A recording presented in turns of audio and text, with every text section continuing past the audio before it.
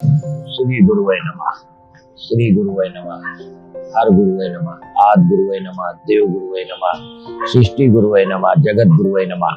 हर हर महादेव। श्री हर नारायण नारायण नारायण। एक समय की बात है,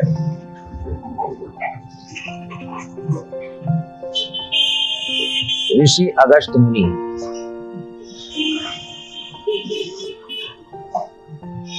कुछ कारणवश सारे समुद्रों के पानी को पी गए। लेकिन ये बात तो हर व्यक्ति तो नहीं समझ सकता है कि समुद्रों को पानी को इन्होंने पेट में उतारा कि कहाँ उतारा, ये नहीं मालूम। हमारे पुराणों के मुताबिक और ऋषि मुनियों के ज्ञान के मुताबिक अगस्त ऋषि मुनि भ्रमण पे निकले और भ्रमण पे निकलने के बाद जितने भी समुद्र थे, जितने भी द्वीप थे, सबको इन्होंने पार किया। जब पार किया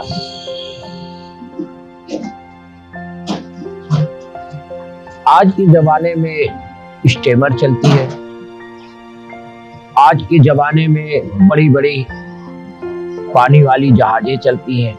उस जमाने में कोई ना जहाज था, ना स्टीमर था, कुछ भी नहीं था।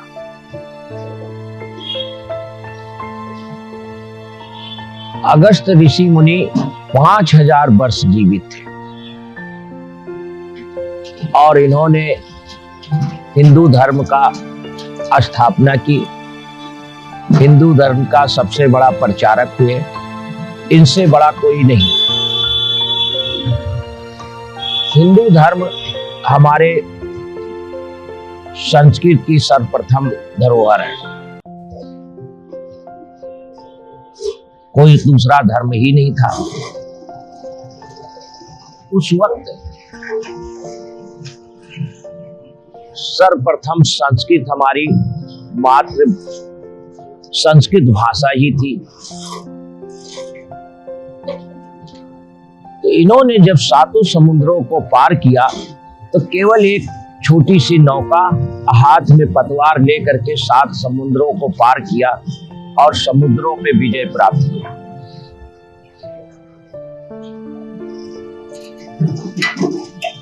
आई बात ये, अनेकों प्रकार की धारणाएं लोगों के अंदर संशय पैदा करती है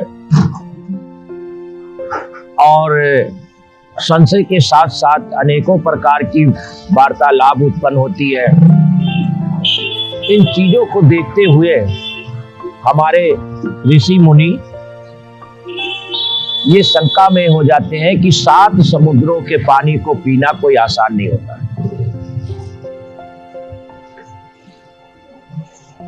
लेकिन जब उस पे विजय प्राप्त करने के बाद में इनकी जो पत्नी थी क्रूरवा, उनकी इच्छा ऐसी हुई कि क्यों ना मैं जल प्रवाह हो जाऊं और लोगों के दीन दुखियों के, पशु पक्षियों के दुखों को दूर करें। हमारे दक्षिण भारत में पानी का बहुत परेशानी था और उस वक्त उस पानी के कारण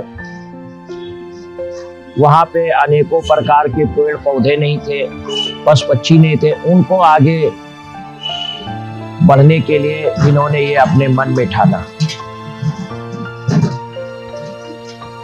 जब ये अपना अंग को जल प्रवाह में लेने लगी तो इनके पति दुर्वासा ऋषि खड़े हुए थे और बार बार ये कह रही थी कि मुझे अब संभालो, मैं जा रही हूं।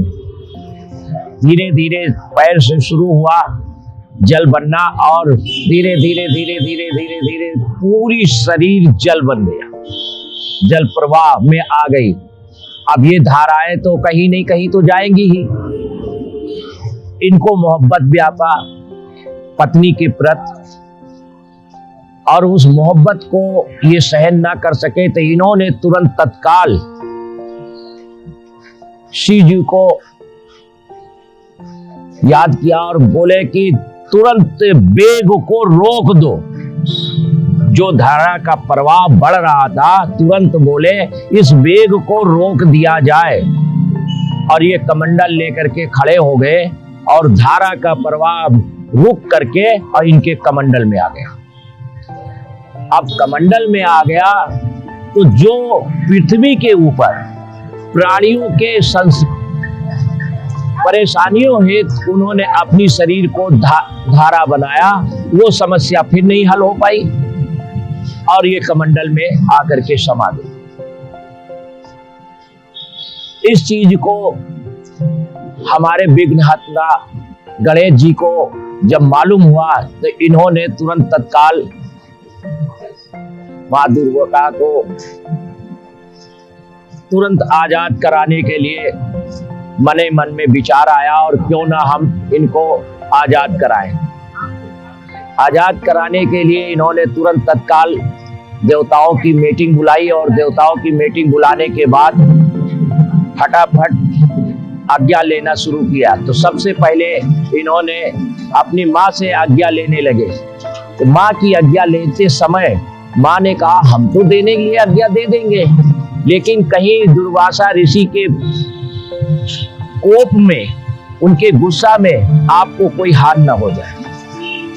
बोले नहीं माँ आप खाली आज्ञा दो। वो तैयार नहीं हो रही थी तो इन्होंने तुरंत कहा, तत्काल कहा कि जब आपकी पार्थिव शरीर दक्ष के घर में सती हुई थी तो हमारे पिताजी ने मोह बस आपके शरीर को लेकर के घूम रहे थे। उस समय आप उस वृथा को आप पहचान करें कि कैसे हल हुआ था। तो इस समय इनको अपनी पति के वियोग के कारण इनको सहन नहीं हो रहा, इसलिए इनके कमंडल में है तो इनको अपना मोह पत्नी का कमंडल से ही पूरा कर रहे हैं। अब उस मोह को खत्म ये कर नहीं पा रहे, उस मोह को दूर करने के लिए इसका उपाय सोचना है। तत्काल इन्होंने, माता ने फिर आज्ञा दे दी, ठीक है। कार्तिकेय से कहा, कार्तिकेय ने भी आज्ञा दे दिया कि जाओ, तो हम तो उनके शिष्य ही हैं और हम वो जानते हैं कि कितने वो गुस्सैल है, कैसे क्या है। बस इतना हम कहेंगे कि आप होशियारी से काम करिएगा, कहीं से कोई गड़बड़ न होने पाए, और मुझे ये विश्वास है कि हमारे भ्राता लोगों के दुख हरने के लिए है तो ये कभी किसी के साथ हानि नहीं करेंगे। उन्होंने भी दे दिया, देवता लोग भी दे दिए। जब पिताश्री के पास पहुंचे तो उन्होंने भी आज्ञा दी कि ठीक है आप जाओ, होशियारी से काम लीजिए। तो इन्होंने वहां से जब चले आ करके कौवा का रूप बना करके और बार बार कमंडल पे झपट्टा मारना शुरू किए, झपट्टा मारना शुरू किए। अब कमंडल तो अब उनकी झपट्टा से, उनकी वेग से कमंडल तो हिले। अब भाई कमंडल को टच नहीं कर रहे हैं, टच करेंगे तो गलत हो जाएगा। तो ये हवा इतनी तेज चला रहा, झपट्टा मार रहा कि वो कमंडल हिले लेकिन वो गिरे नहीं। दुर्वासा ऋषि का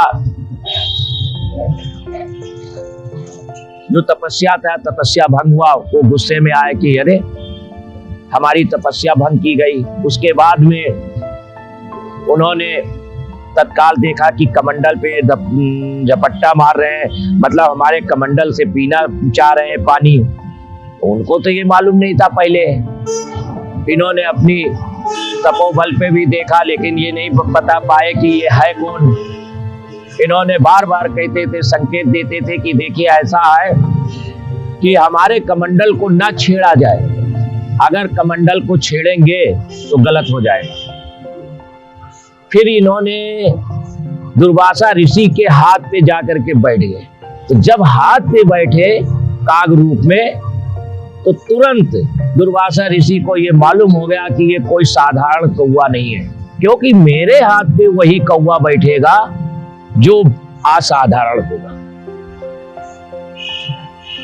तुरंत उन्होंने तत्काल, फिर भी उसको कुछ नहीं बोले, फिर वो खड़ा हुआ, फिर वो बार बार फिर कमंडल पे शुरू हुआ। ये गुस्से में आकर के कमंडल को उठा लिए।